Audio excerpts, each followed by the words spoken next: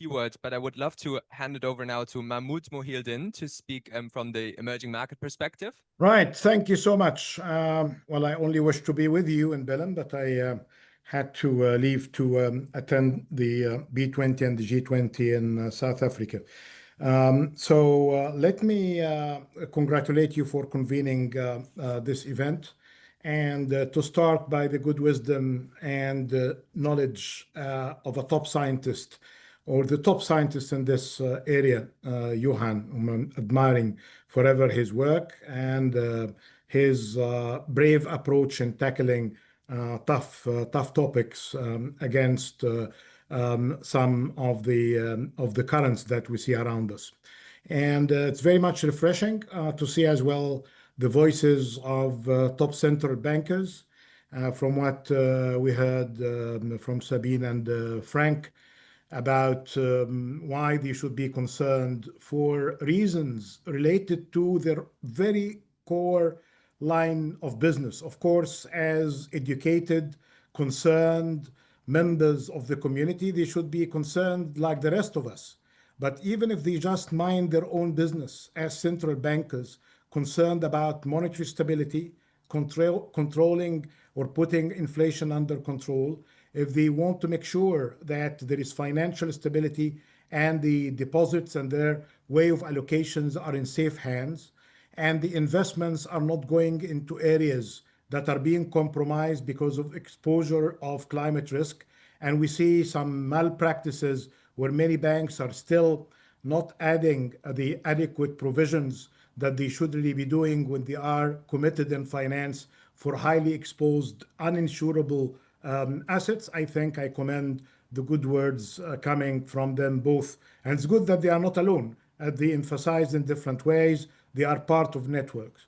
And then the other side, if the Brazilian presidency is to be celebrated for many things, I think it could be for this circle of finance ministers. So if we have the commanding heights with us between the central bankers and the ministers of finance aligned that they need to do something together, what's missing here? Why Johan is disappointed, not just because of the participation level that he's not happy with, but because of lack of action, because we're exhausting the whatever remaining of the carbon budget as emphasized by him and as by illustrated by Alison.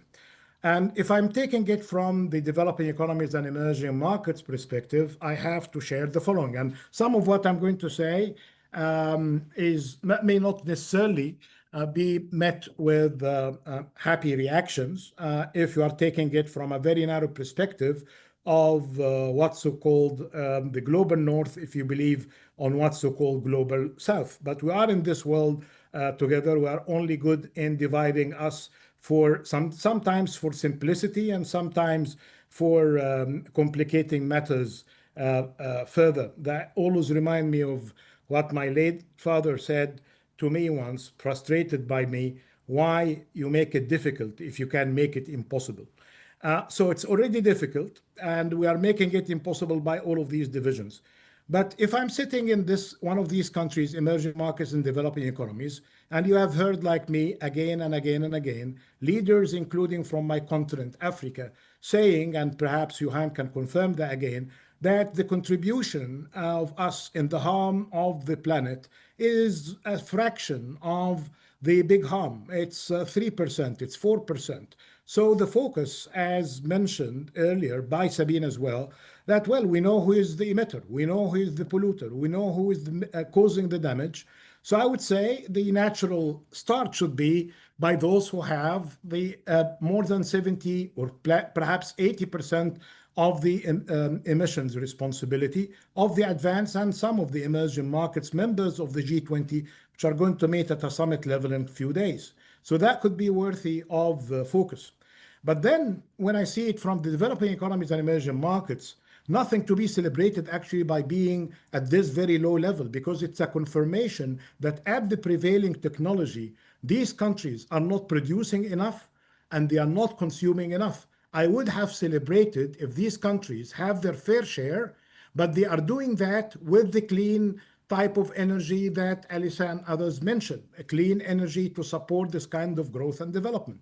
But at the prevailing technologies, including using fossil fuel, including with the fact that the 700 million are without access to electricity, and the World Bank and the African Development Bank now are joining forces in the case of Africa for their 300 million household connectivity through electricity. So here there is a great deal of discrepancy to start with. So if I want to focus, I would focus on the emitters, and I would really do better with those countries that are trying to grow and develop without really getting them into the wrong approach, the grow today and clean up tomorrow, which we have been suffering from forever, which is basically the approach that had been adopted since the first industrial revolution. So how can we deal with the whole matter then?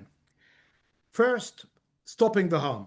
And one of the harms, it may not really be sound as related, but Sabine reminded us that budget constraints are there and debt is there, not just in the case of the developing economies, as she mentioned, but the advanced economies. But let me just emphasize, the 100% plus of average debt to GDP, when you translate it into a case of a typical developing economies and emerging markets, because of the cost of capital and cost of borrowing, the debt service is really huge. So I would really encourage as well, use the debt service ratio along with the ratio that she quoted from the IMF. And here we have the puzzling question when it comes to many African countries putting their fiscal policy under the usual constraints, especially if they are under an IMF program. A Minister of Finance could celebrate having a positive surplus of budget, but at the same time, they have huge and growing debt service to worry about. So we need to deal with this issue by encouraging, as mentioned by Alisa, that when we are designing these projects, they don't need to be debt dependent. More than 80% of climate finance to developing economies and emerging markets happen to be today debt dependent. And the majority of this debt is not concessional anymore, it's commercial. I appreciate that some of these projects may have commercial returns, but not in adaptation. Although that I fancy this fantastic work that for every dollar that we put, including in adaptation, could generate 4 up to 10 times of return. Well, as you know, a very active private equity firm would be only happy with like 10 plus or 15 plus with return adjusted, risk adjusted return. But if you are telling me it's more than 4 times, more than 10 times, how can we capture the value and to translate it into incentive? This will be a good thing to consider. So we need to be less debt dependent. And the other thing, quoting Esther Duflo, the Nobel Prize laureate, there is a moral debt, which again emphasized my point related to the emitters, that many of the advanced economies just shifted their production line elsewhere, and they are consuming without any kind of change of behavior. So it's just the machine moved from Europe and the US in some cases to some developing economies and emerging markets. And the moral debt as calculated here could be equivalent to the external debt of the developing economies and emerging markets. But the problem here that you cannot really just cancel this with the other. It's more complicated than that, but she put it just as a point of emphasis. The other thing that gets me very concerned is the spillover of many good policies, at least at face value, like many of the green initiatives and many of the new industrial policies, but some of them are not adequately designed and without really this kind of multilateral kind of discussion that is warranted if you have a policy that will have spillover across your border. Few days, not even few weeks now, few days from now, exporters to Europe will be subject to the cross-border adjustment mechanism, the CBAM. At face value, it's fantastic. Europe is taking action. Europe is trying to level the playing field from the disciplined producer against not very disciplined exporters to them. And then we put a CBAM. I would have really liked this CBAM to be negotiated through the very forum that you are sitting at today in Belém. through the UNFCCC, bring the WTO, the multilateral body for the rules of trade. I'm always happy to see that kind of rule-based approach to be applied. If it is kosher and WTO compatible, let's do it. But if it is not, we need really to go back to something, because I was in the room when I was coordinating one of the sessions in COP27 as a climate champion, I was called then.